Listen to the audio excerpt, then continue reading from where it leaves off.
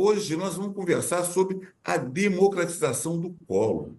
Sabe lá o que é isso? E para poder conversar sobre isso, nós temos a honra de ter aqui no Negros Online a doutora Jussara Nascimento. Bem, nós temos aqui também hoje a nossa Cleide Vitorino. Você já conhece, a professora Cleide é fantástica. Doutora Cleide, democratização do colo.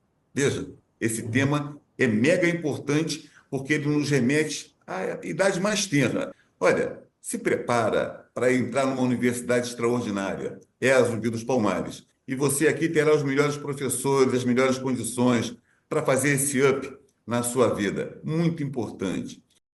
Aqui no Negros Online, nós estamos pedindo para você dar aquele okzinho, aquele joinha lá no nosso canal, que nós temos transmitidos pelo canal, pelos canais da nossa Universidade Zumbi dos Palmares, pelo canal universitário. É bem legal.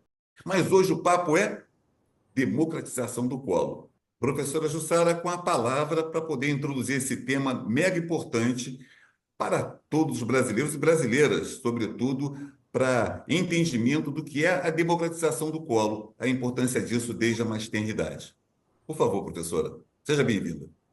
Muito obrigada, quero agradecer, dizer que é uma honra estar aqui pensando e falando sobre a democratização do colo nesse espaço que é tão importante.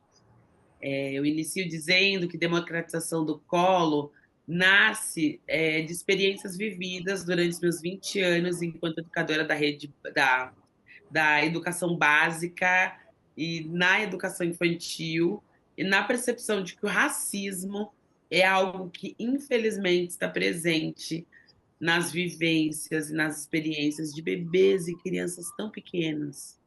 As pesquisas indicam, mas muito mais do que as pesquisas acadêmicas, o meu cotidiano, enquanto professora de bebês que fui, me mostraram, me revelaram a necessidade de livros como Democratização do Colo, discussões como essas, já que o racismo está presente, inclusive com os bebês. Poxa, importante essa sua apresentação de colocar como o racismo pode e influencia uma certa ofensa já nos bebês.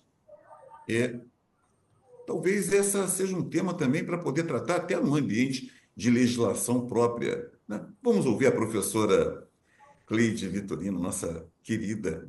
É um tema muito sensível e me reportou quando a professora Jussara traz a questão em razão do cuidado. Né? Nós temos aí, Eloy e professora, a PL sobre do cuidado, não sei se vocês estão atentos, que vai dizer justamente dessa questão do direito de ser cuidado, do direito ao autocuidado, né? E isso reflete também em razão de um tema tão sensível que é a primeira infância. Por muitas vezes, a gente não declinou, né, Eloy? A gente discute a questão em razão do racismo estrutural, do racismo institucional, a questão dele sistêmico, mas a gente não debruça em razão quando ele ocorre. Então, é fantástico essa história, né, da gente estar justamente ter aí uma cientista discorrendo sobre isso. Olha, bem interessante, né? E até me ocorreu aqui, professora Jussara, uma questão que é bem real. Nós temos um documento bastante substantivo e que sempre lançamos mão, que é o Estatuto da Criança e do Adolescente.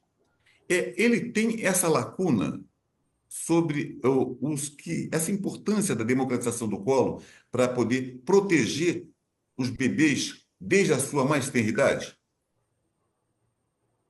Eu penso que o Estatuto da Criança e do Adolescente, e aí eu vou fazer uma defesa ferrenha a ele, porque eu penso que é uma lei que contribui para que não aconteçam as atrocidades que aconteciam com os bebês e crianças pequenas, independente da raça, mas penso que o Estatuto ele é tímido quando ele pensa as desigualdades, né, e as tensões raciais.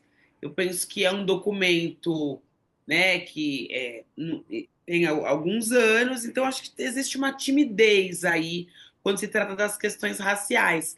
Mas é fato que está posto no Estatuto da Criança e do Adolescente a necessidade de cuidados com esses sujeitos que estão em desenvolvimento e que esses cuidados são deveres da família e também da sociedade. Não é exclusivamente a família que precisa cuidar de bebês e crianças, né? Mas toda uma sociedade. O que versa, a meu ver, completamente com a democratização do colo. Agora, eu gostaria só de ouvir mais uma questão. Eventualmente, nós somos comunicados de notícias que crianças foram mal, bebês foram ofendidos em creches sob a guarda de terceiros. Como a senhora vê isso? Então, para essa proteção também acontecer, esse cuidado, que é um cuidado de toda a sociedade, como a senhora tratou. Só ouvi-la também nesse aspecto, que acho que é dando uma sequência nessa sua fala, que eu acho que é bem importante. Os noticiários, eles são horripilantes, né? Há mais ou menos um ano atrás, 2 bebês morreram dentro da perua escolar, porque foram esquecidos, eles morreram cozidos, 2 bebês. Infelizmente, quando eu estou assistindo uma notícia, eu estou com a cabeça baixa, porque eu não tenho muito hábito de televisão, eu estou no computador, e aí eu pensei sobre a cor do bebê morto, cozido. Aí eu olhei, eu achava que era um bebê negro, e era. Outro dia, um dia depois, morreu outro bebê cozido, esquecido pela pirueira escolar. Era outro bebê negro. Outra situação, um menino foi de palhacinho para a escola, vestido de palhacinho, numa festa à fantasia. Tiraram a roupa de palhacinho, colocaram de macaco e cantaram uma música que tem a ver com um duelo de mágicos de uma dupla de um grupo muito famoso na infância, e não se pensou. Meninos negros são historicamente chamados de macaco, então com eles não pode usar, né? Então, a meu ver, a sociedade ela erra demais, ela infringe demais o Estatuto da Criança e do Adolescente. E, infelizmente, é nas relações sociais, fora da família, que esses bebês e essas crianças têm sido absolutamente negligenciados e os colos não chegam até eles. E aí eu estou falando de colo metaforicamente, né, desse momento. Poxa, olha, elementos importantes. Eu, passando a bola para a professora Cleide, Cleide, me diga uma coisa. Você, no início da sua fala, você trouxe alguma coisa que é uma legislação, uma iniciativa legislativa em construção. Essa iniciativa, ela não poderia estar emendando o Estatuto da Criança e do Adolescente, que já é uma legislação que é conhecida e que é prestigiada e que nós sempre lançamos mão dela na proteção das crianças, e ela já incluir ali essa proteção e especificar as sanções que houver no caso de maus tratos, no caso de abandono, no caso de ofensas aos bebês? Referente à questão em razão dos cuidados, o próprio ECA, ele traz já no seu artigo 1º e no 53, o desenvolvimento integral da criança. Quando ele fala sobre essas questões, ele fala também em razão das questões das discriminações, e fala também em razão da questão do cuidado nos espaços educacionais, principalmente o artigo 53. Tá? Então, quando nós vamos debater, quando tem a questão de judicialização sobre um tema tão sensível que é o cuidado em razão da criança, e principalmente dessa criança negra, nós temos que pegar todo o acervo jurídico e colocar ele como tese para estar desenhando justamente aquilo que de fato ocorreu, aquela violação em razão desse sujeito de direito. Tá? Então, é bem amplo quando se faz uma leitura jurídica. Né? O ECA, por mais que ele não tenha lá de forma formal, né? A questão do desenho, dos cuidados em razão da criança negra, né? E do adolescente negro, ele tem integralmente condições de você estar trabalhando sobre o tema, né? Que quando a gente começa a discutir, né, como eu sou da área jurídica, justamente a gente tem que nós temos que pontuar essas questões, mas todos os acervos teriam que estar. O Estatuto da Igualdade Racial, o ECA, a nova PL, né, que é a 2762 de 2024, que fala sobre um Plano Nacional de Cuidado. E ele lá está desenhando também sujeito de direito. Criança, adolescente também é sujeito de direito, principalmente a criança negra. Perfeito, perfeito.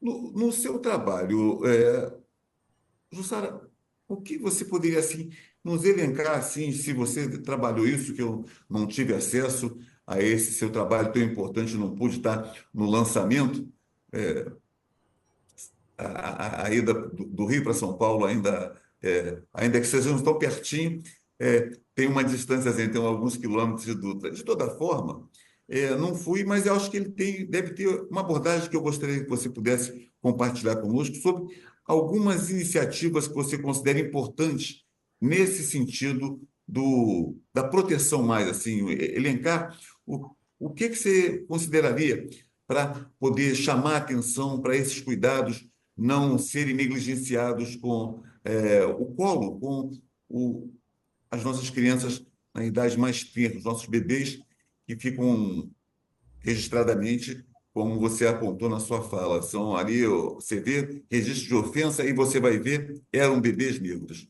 Então, como você vê? O que poderia um roteiro que deve ser observado para a proteção desses bebês, dessas crianças?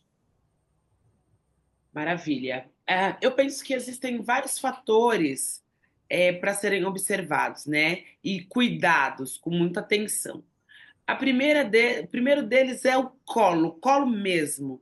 Bebês negros, aí na sua rotina, né? Seja você cuidadora que trabalha no shopping, naquelas salinhas onde ficam as crianças, na escola, ou ainda nas suas relações familiares. Os bebês negros, eles ganham colo mesmo, colo literal. Outra coisa é, os cabelos de crianças negras são afagados, né? Os cabelos são tocados, as crianças e os bebês são olhados, são chamados pelos nomes. Existem apelidos pejorativos que se chamam bebês negros, por exemplo, ai, o trovão. Ai, como é que é isso, né? Como que eu chamo? Eu falo o nome, eu toco na pele. Quando, então, né, a perspectiva é ofertar uma história, é ofertar uma materialidade, um material para brincar. Eu uso tambor, né, eu uso artefatos da cultura africana e afro-brasileira. Quando se vai assistir um vídeo, a gente não acha muito interessante utilizar tela com bebê e criança pequena, mas a verdade é que é um apelo que é muito acessado pelas educadoras, infelizmente. Então, quando a escolha for tela, e colocando todas, né, é importante olhar esse tempo de tela, mas quando a escolha é tela, quem são essas pessoas que esses bebês olham, né? E como que qual é o nosso tom de voz quando a gente fala com os bebês negros?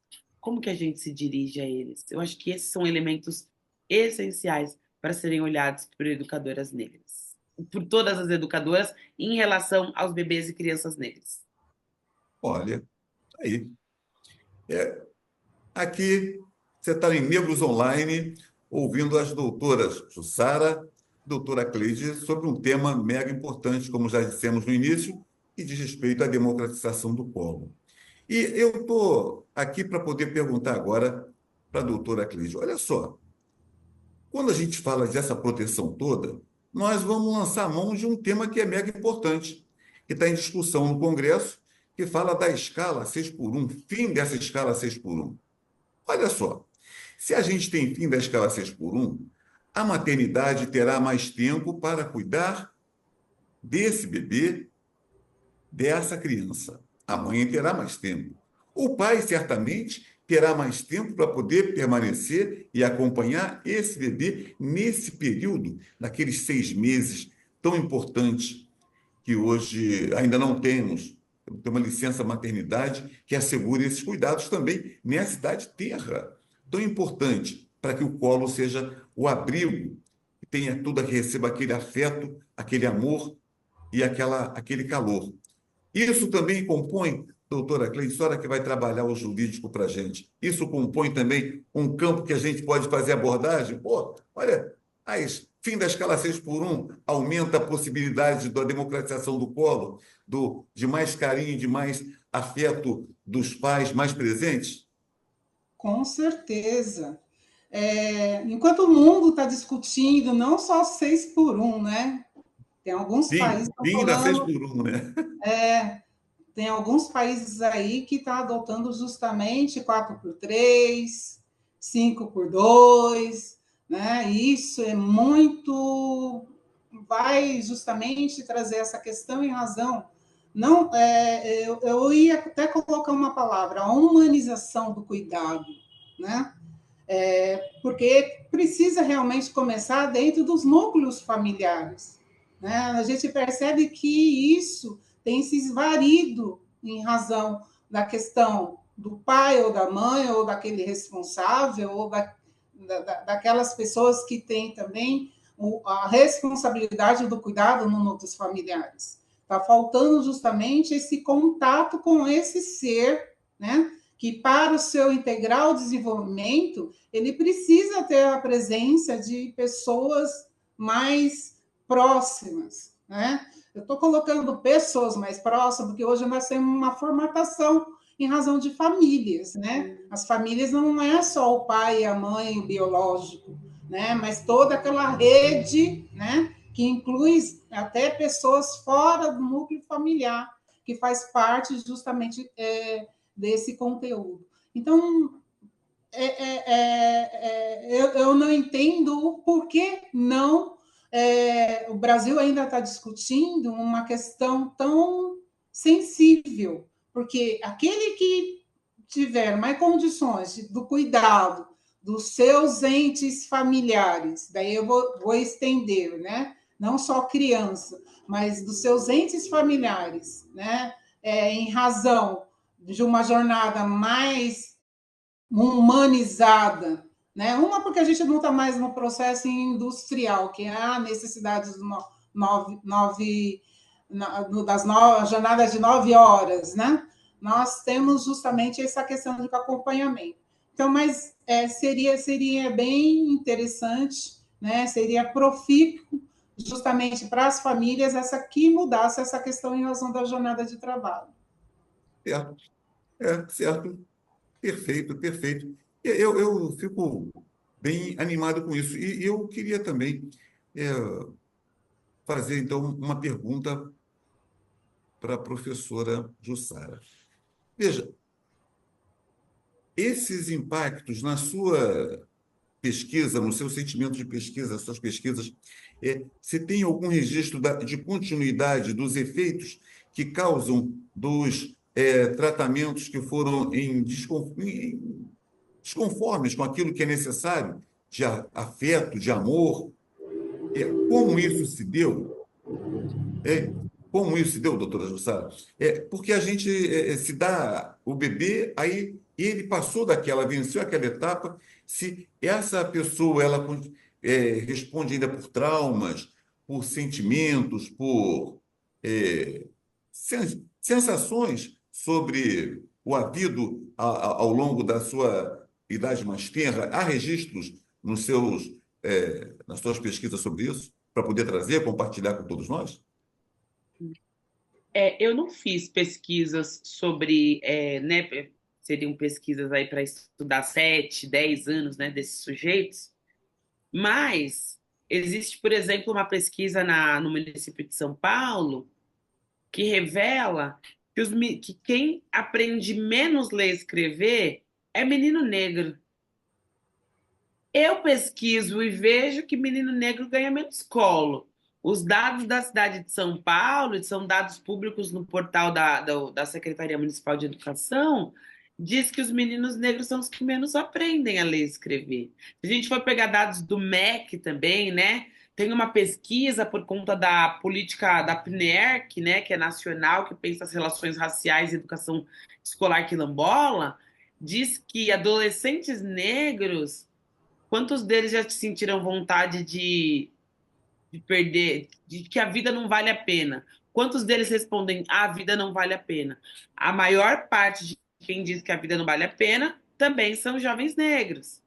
Então, a meu ver, eu não estudo, mas eu olho, eu não fiz essa pesquisa, mas eu olho os dados e vai só colocando os dados, eles estão revelando que jovens negros estão sempre na mesma situação. Qual?